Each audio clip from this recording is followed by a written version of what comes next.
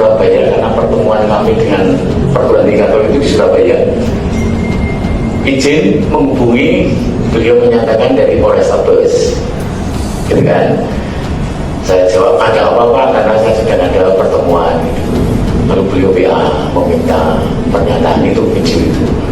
Kemudian saya mengatakan mohon maaf Bapak, kami memilih untuk tidak membuat itu. Lalu Sabtunya setelah kami membuat pernyataan di Surabaya itu, beliau WA lagi kan dengan memberi contoh video-video dari perguruan tinggi lain.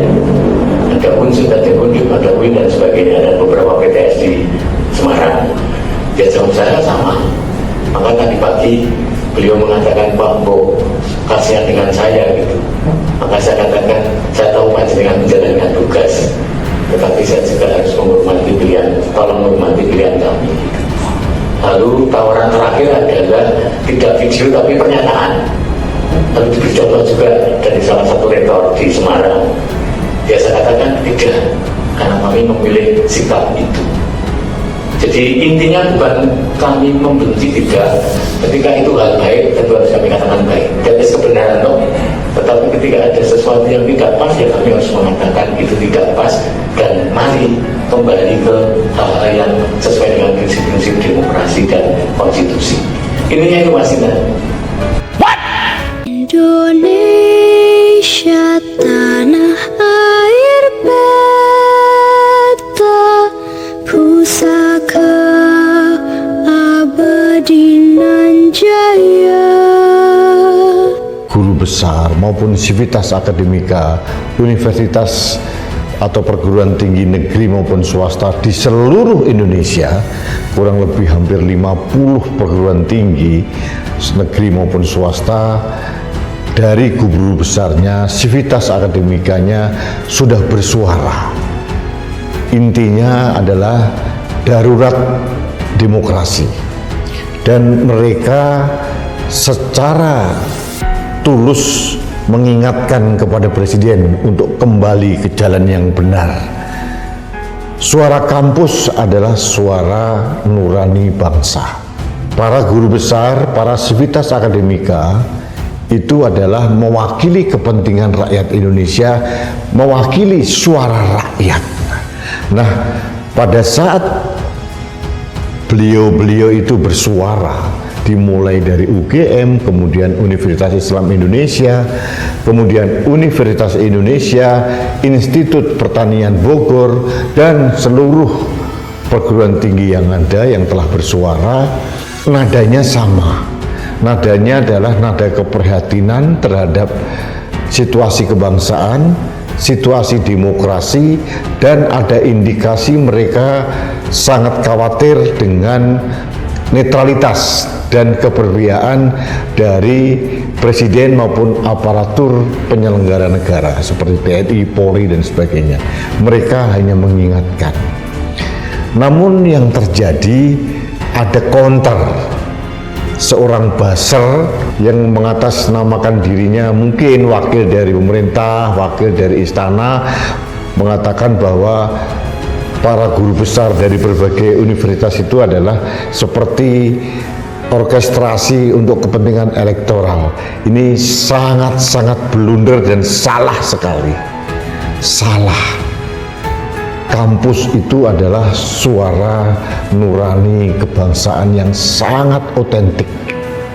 Apalagi kita mendengar operasi untuk mengcounter narasi-narasi yang dari guru besar dan sivitas akademika itu dengan berbagai cara. Entah siapa yang menjadi konduktor dari orkestrasi operasi senyap untuk menetralisir itu. Tapi kalau kita melihat dari video yang di depan tadi yang disampaikan oleh Rektor Unika Sugiya Pranata di Semarang, ada katanya oknum polisi setempat yang meminta untuk memberikan video, membuat video untuk istilahnya memuji-muji pemerintah, istilahnya untuk mengkonter suara-suara yang sudah muncul belakangan ini. Dan Rektor Unika Sugiapranata menolak. Ada yang ketakutan, ada juga yang mencoba menetralisir dengan cara dan bahasa tersendiri, ada juga yang manut ikut ketakutan. Karena memang kalau universitas negeri atau perguruan tinggi negeri, Majelis Wali Amanat itu salah satunya adalah wakil dari pemerintah, dalam hal ini Menteri Pendidikan dan Kebudayaan serta Ristek Dikti. Jadi bagi saya ini aneh bin ajaib. Untuk apa ada operasi senyap? Untuk apa mengcounter dengan narasi-narasi yang ada? Hasilnya apa? Sangat tidak efektif. Rakyat lebih percaya dengan suara murni dari para guru besar maupun sivitas akademika dari berbagai perguruan tinggi negeri maupun swasta di seluruh Indonesia yang sudah muncul. Ini menyangkut masalah public trust. Counter-counter atau operasi senyap yang bersifat memuja-muji penguasa atau pemerintah malah dilecehkan, ditertawakan. Hasilnya menurut saya malah kontraproduktif, malah bumerang untuk pemerintahan Presiden Jokowi. Seolah-olah Presiden Jokowi benar seperti yang diprihatinkan oleh para guru besar dan sivitas akademika berbagai perguruan tinggi, bahwa Presiden Jokowi memang anti demokrasi. Di sisi lain Presiden membangun narasi bahwa itu hak rakyat, hak bersuara, hak berpendapat, dan memang itu dijamin oleh konstitusi. Tapi mengapa ada operasi senyap seperti itu? Kreativitas siapa? Apakah presiden di depan dan di belakang berbeda? Saya tidak tahu. Tapi apapun dan siapapun yang melakukan operasi senyap untuk meredam suara-suara dari kampus, dari para guru besar, dari para sivitas akademika perguruan tinggi negeri maupun swasta itu, hasilnya adalah kontraproduktif. Rakyat tidak percaya dengan counter-counter itu, dan yang terjadi ini malah bumerang buat pemerintahan Presiden Jokowi. Kalau saya jadi presiden atau pembantu presiden, saya akan diamkan saja, karena ini adalah salah satu penghormatan kita terhadap hak masyarakat, civil society maupun akademisi untuk bersuara dan berpendapat. Mereka ini adalah suara nurani rakyat. Tidak ada kepentingan apapun. Mereka tidak berpartai, mereka tidak disogok dengan uang, mereka tidak berkoordinasi di antara masing-masing perguruan tinggi, tidak ada. Mereka muncul dan mungkin terinspirasi iya, tapi tidak terorkestrasi. Ini benar-benar suara murni dari para guru besar, para sivitas akademika, dan itu mewakili, merepresentasikan suara rakyat. Itu yang terjadi. Tidak perlu diredam. Saya hanya berpikir mungkin ini kreativitas anak buah presiden yang ingin mengambil muka atau menjilat presiden. Hasilnya tidak efektif. Jadi saya hanya berpikir ternyuh saja. Ini secara ilmu komunikasi ini blunder sebetulnya. Voice of mouth dari para guru besar itu adalah suara kebenaran, suara nurani rakyat, sangat otentik, genuine, dan itu benar-benar mewakili suara rakyat yang sekarang. Pada kenyataannya harus diakui, negeri ini sedang tidak baik-baik saja. Demokrasi kita sedang tercederai. Seperti pernah saya sampaikan, proses di Mahkamah Konstitusi yang meloloskan Gibran terbukti melanggar etika berat. Ada sanksinya, terbukti sudah. Dan kemudian Ketua KPU dan Komisioner KPU mendapatkan sanksi berat dari DKPP karena menerima pendaftaran dari Prabowo Gibran. Suatu kesalahan yang sangat fatal.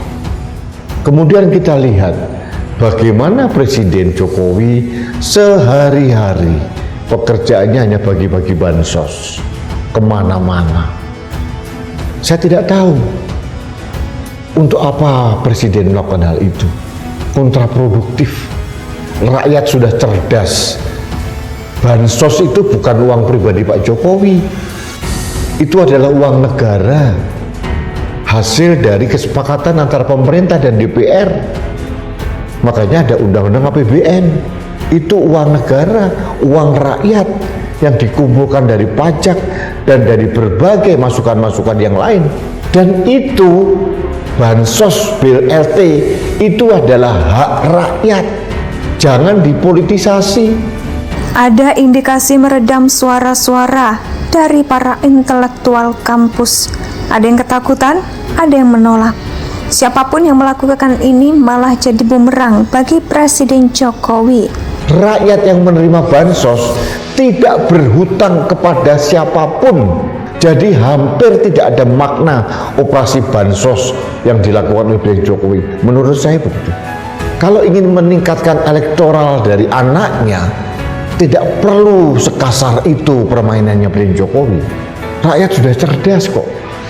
Ada udang di balik batu. Itu yang terjadi. Itu yang menjadi persepsi masyarakat. Dan ini yang ditangkap oleh kampus, oleh para guru besar, oleh Civitas Akademika, dan itu disuarakan. Apa salahnya?